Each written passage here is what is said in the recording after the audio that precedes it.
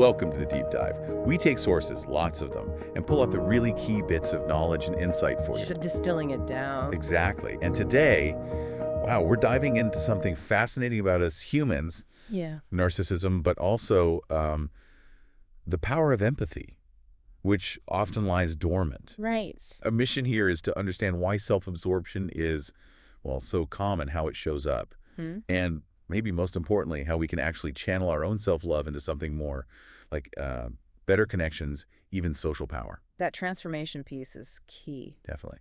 We're drawing heavily from Robert Greene's The Laws of Human Nature, specifically his chapter on the law of narcissism. Really insightful source. Get ready for some, probably some surprising facts and those aha moments. It might really change how you see people and maybe yourself too. It's fascinating when you realize just how fundamental our self-worth is tied to getting attention from others, our survival even. Survival. That sounds pretty intense. Well, the source calls us social animals to the core. Without attention, especially something like basic eye contact, people can genuinely slide into deep depression. Wow. Yeah, and people will do almost anything, really, to get noticed. Sometimes even committing crimes or tragically attempting suicide. That really underscores how vital it is. It does, and it brings up a big question. If attention is so crucial, what happens when there isn't enough to go around? Because, it's limited. Okay, let's unpack that. The source says there's only so much attention. We're competing for it, right? In families, school, work. Constantly. So when we don't feel seen, we've got this dilemma. Right. What's our natural go-to solution for this constant need, this validation craving? We create an internal self, a self-image. Right. Think of it like your personal home base. It's made up of your tastes, your opinions, your values. It tends to highlight the good stuff about you and kind of explain away the flaws. It acts like an inner thermostat, basically. It helps regulate doubts, insecurities. An inner thermostat. I like that analogy. Yeah, and this self-love, this is what gives us self-esteem. It makes us less dependent on needing that pat on the back from others all the time. It might sound a bit strange because we take this self-image for granted, mostly. Sure, it just feels like us. Exactly. But it's a construct, a vital one. The source calls this baseline level functional narcissism. It's the healthy kind we need to function. Okay, so we all have this internal thermostat, this functional narcissism. Right. But the source talks about a whole spectrum. Right. And it distinguishes between that and what it calls deep narcissists. Right. Where's the line? What's the real difference there? Well, the key moment for building that solid sense of self happens pretty early, between ages 2 and 5. If parents encourage independence, validate the child's uniqueness, that healthy self-image starts to form and take root. Makes sense. But deep narcissists, they experience what the source calls a sharp break in that development. Sharp break. Like what? It could be parental abandonment, maybe neglect, or paradoxically, the opposite, enmeshment.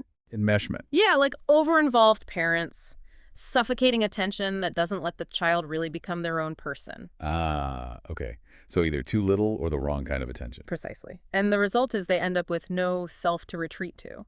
They don't have that inner thermostat. They become completely dependent on attention they can get from other people. External validation is everything. That's a huge difference. So without that internal core, how do these deep narcissists tend to show up in adulthood, especially when things get tough? Yeah, the real nightmare for them, as the source puts it, often hits in their 20s or 30s. Okay. The extroverted ones. They can become much more dramatic, exhibitionistic, grandiose even. Always needing fresh audiences, new sources of attention. Constantly performing. Right. And the introverted types might retreat inwards, but into fantasy selves, feeling like they're either a god or a worm, swinging between extremes. Wow, god or a worm. That's quite a range. It is, and both types, unfortunately, are pretty prone to addiction, using it as a kind of crutch to cope with that inner void. So how can you spot this? What are the tells? Well, look for intense rage if they're challenged or criticized, a disproportionate anger. Okay. Also, a tendency to play the wounded victim role a lot. They can be really prickly, oversensitive. And notice how conversations always seem to circle back to them, their experiences, their feelings. Always about them. Yeah. And often they project this extreme self-confidence. But it's usually just neatly covering up their gaping inner emptiness. And how does this inner emptiness affect their relationships? How do they treat the people close to them? They tend to see others not really as separate individuals, but more as extensions of themselves. Extensions. Or self-objects, as the source calls them. Basically, instruments for getting attention and validation, like tools. That sounds dehumanizing. It can be. They might desire to control others like they control their own arm or leg. Yeah. You sometimes see them pushing partners to cut off friends, eliminating any competition for their attention. Gosh. So if you connect that to the bigger picture, it explains why relationships with deep narcissists are often most unsatisfying.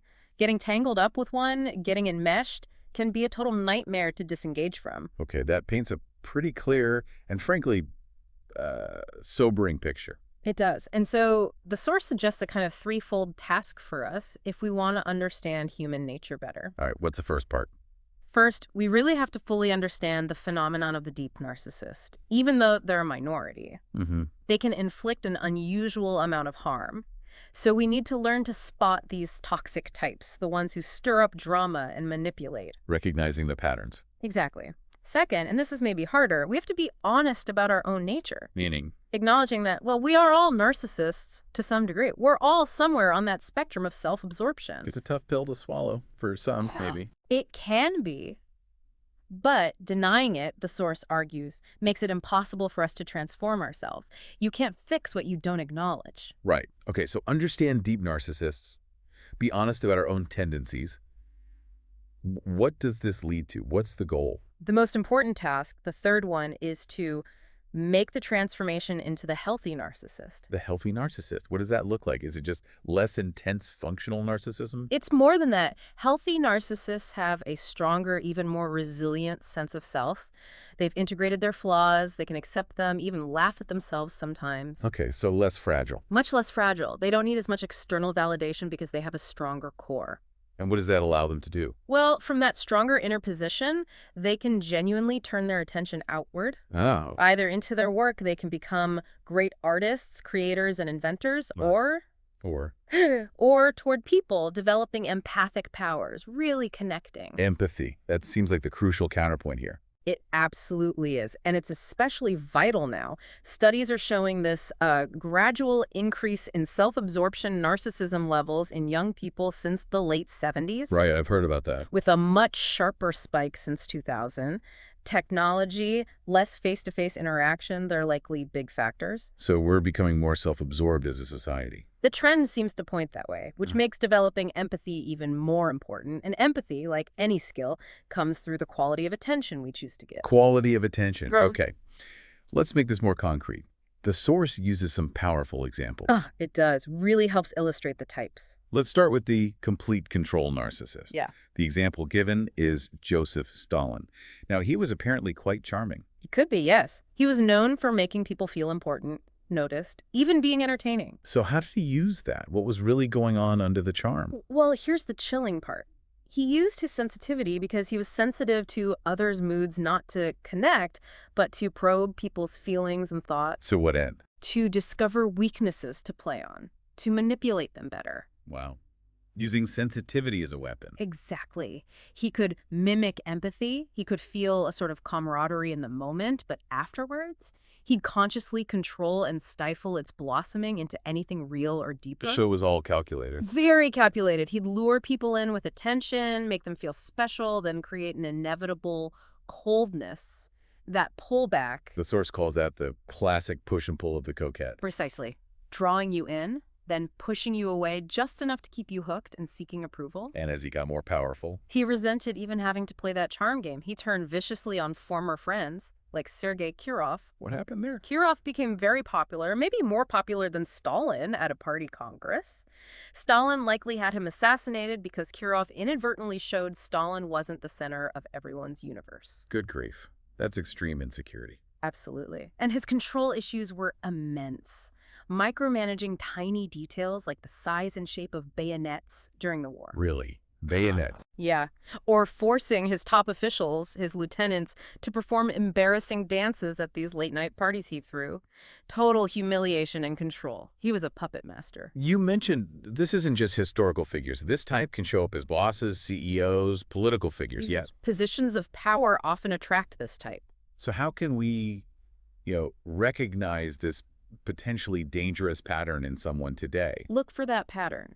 The initial interest is never deep, never lasts too long, and it's always, always followed by a coquettish pullback. That hot and cold dynamic. Yes. You can often sense an underlying coldness even when they're being charming. And notice how attention inevitably flows to them. They always end up the center. Right. Anything else?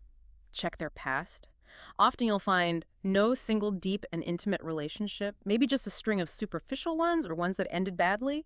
And look for signs of that troubled childhood we talked about. Stalin's abusive father, cold mother, that kind of thing often leaves a mark. And finally, pay attention to the people around them. Notice the terrified expressions of those who serve such types. Fear is a big indicator. What's the advice then, if you spot someone like this? The source is blunt. Keep your distance. Don't get drawn into their orbit. Okay, good advice. Let's move to the next type, the theatrical narcissist. The example is Jeanne de Belchille, a French nun. Yes, from Loudun in the 17th century. Her story is quite something. She went from sarcastic to super pious, then claimed demonic possession. What was driving that? Purely an insatiable appetite for attention. In a convent. How did she get attention there? Well, her sarcasm wasn't working, so she decided to try a different approach. She put on a complete show of extreme piety, made herself noticeable that way. And the demons, the possession.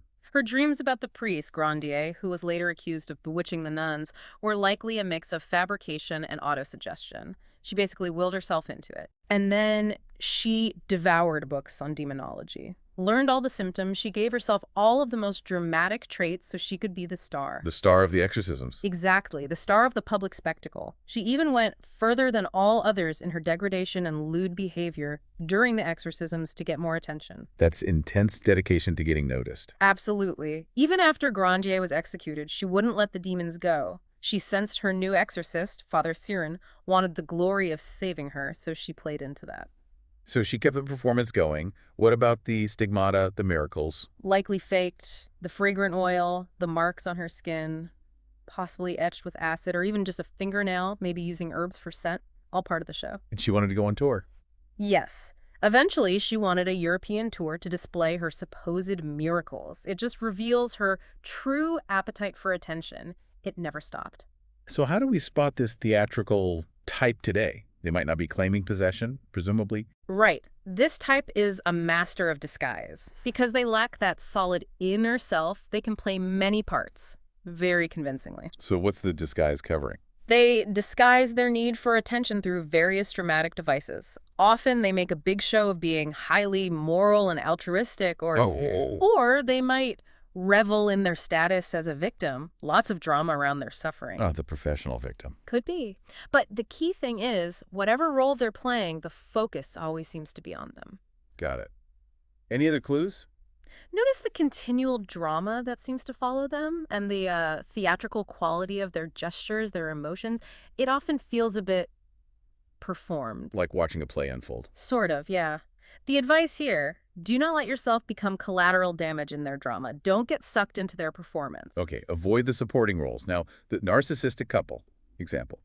Leo Tolstoy and his wife Sonia Bears. A 48-year marriage sounds long, but it was intense. Incredibly intense. A constant battle, really. Is one of them the narcissist, or? Well, Tolstoy himself is described as a deep narcissist.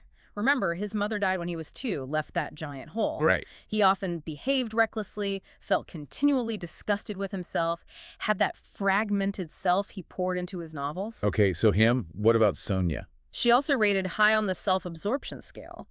But the point the source makes is interesting.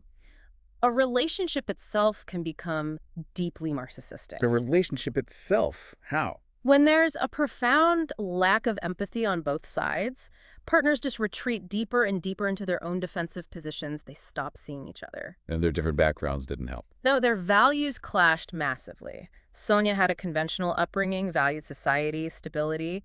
Tolstoy was this iconoclastic artist, rejecting norms. It created constant misunderstanding. So what was the big turning point, the example that really shows this dynamic? Tolstoy's spiritual crisis around age 50. It's a classic example. What happened? He suddenly decided they should live like peasants, renounce all their wealth, even his book copyrights.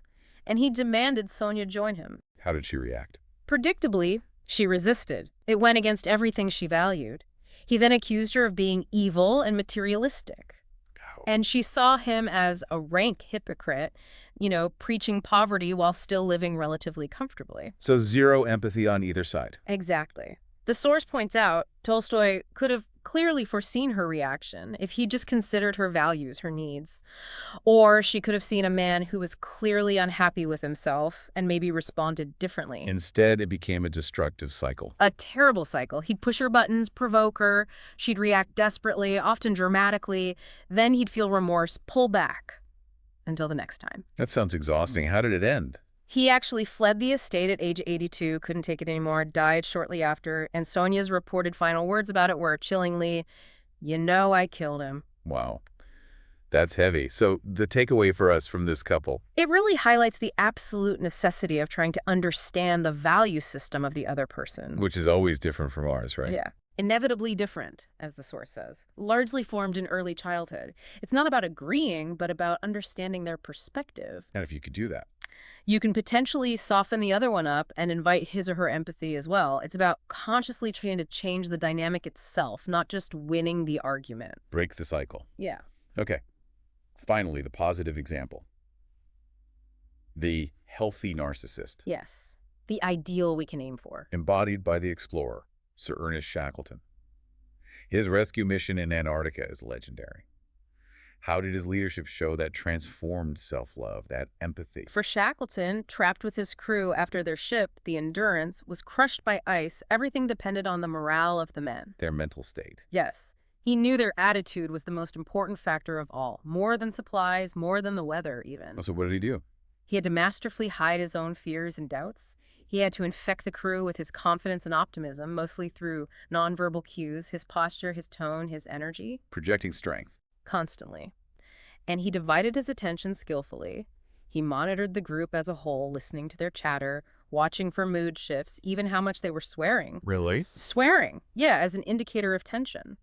But he also focused intensely on individuals, reading their unique emotional states, their physical tells. Tailoring his approach. Exactly. He treated each man differently based on their particular psychology. Like how? Give me an example. Well, there was Harry McNeish, the carpenter, who was quite grumpy and sometimes mutinous. Shackleton made him personally responsible for preparing the small boat for their incredibly risky ocean voyage. Gave him purpose, responsibility, appealed to his pride.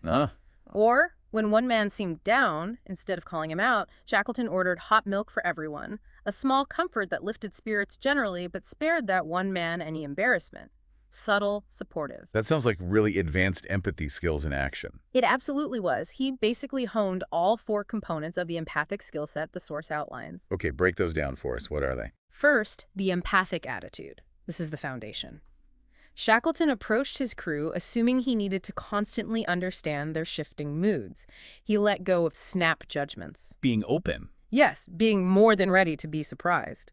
He implicitly gave them the same kind of understanding, the same indulgence he'd give himself, knowing their difficult circumstances. It's a mindset of curiosity, not judgment. Okay, attitude first. What's second? Visceral empathy. This is about feeling into the other person's state. Shackleton developed a sharp attunement to the men's shifting moods, picking up feelings from body language, tone, how they moved. That gut feeling. Kind of. He'd even try to put himself in a similar mood mentally to better anticipate how they might react or what they needed, really tuning in on a physical, emotional level. Got it. Sorry, got it. Third, analytic empathy. This is the thinking part. He'd engage each man in conversation about their specific interests, science, poetry, whatever it was, to get into their particular spirit. Understanding their world? Yeah, to understand their value system. He used this understanding practically, like changing the work roster to give a struggling physicist lighter tasks without making a big deal of it, without shaming him. He analyzed who would be best psychologically for that dangerous boat journey. So combining feeling and thinking. What's the last one? Fourth is the empathic skill itself, basically, practice and feedback. Shackleton continually adjusted his readings of the men. He organized distractions, celebrations like birthdays to keep spirits up. Active management? Right. He avoided direct scolding, finding indirect ways to lift moods or sometimes isolate a particularly negative person without them even realizing it. He got better and better at it through constant practice. He became almost psychic, the source says. Yeah, in anticipating their actions and needs. And what drove him to develop these powers, the source says it plainly, necessity. He had to do it for them all to survive. And it worked. It absolutely worked. It shows that empathy creates its own upward positive momentum. The more you use it, the better it works, the more positive the environment becomes. That's a powerful story. So bringing this all together, what does this mean for you, for the listener? Well, the big takeaway is that we all have this incredible tool available to us. Empathy. The tool for connection. Exactly. It lets us genuinely see into others' moods, their minds. It gives us the ability to anticipate, to connect, to lower resistance. But it's often blunted, dulled by our own natural self-absorption, that functional narcissism we need, but which can sometimes take over. One more task. Is to consciously move beyond just being functionally narcissistic, to choose to become that healthy narcissist. Oh. What are the steps? First, accept our own nature, that tendency towards self-focus. Cultivate that resilient sense of self Shackleton had. And then make a conscious effort to turn our attention outward. Turn the spotlight around. Pretty much. It means actively stopping your incessant interior monologue. You know, that constant voice in your head. Focus on your own stuff. Easier said than done sometimes. Definitely takes practice. Mm-hmm. But try paying deeper attention to people. Really watch and listen. Attune yourself to those shifting moods. Try to understand their individual psychology, their values. Take a perspective. Try to genuinely enter their value system, even if it's totally different from yours. And the payoff. Yeah. The source has that great line. Oh, yeah. You will suddenly become aware of an entire world of nonverbal behavior you never knew existed, as if your eyes could now suddenly see ultraviolet light. Seeing a whole new layer of reality. It really can feel like that. And once you sense this power, you will feel its importance and awaken to new social possibilities. So it's not just about dodging toxic people. No, not at all. It's about enriching all your relationships, your work, your family, your friendships. Everything gets deeper, potentially. Okay, a final provocative thought to leave everyone with. The source quotes Walt Whitman. Ah, yes. It's a powerful one. I do not ask the wounded person how he feels. Yeah. I myself become the wounded person. Wow. Really embodying that empathy. Yeah. What stands out most to you from this whole deep dive into narcissism and empathy? For me, it's that tension that we all exist on this spectrum, and the conscious choice we have to either stay self-absorbed or to actively cultivate that outward focus, that empathy. It feels like a fundamental human challenge and opportunity. Yeah.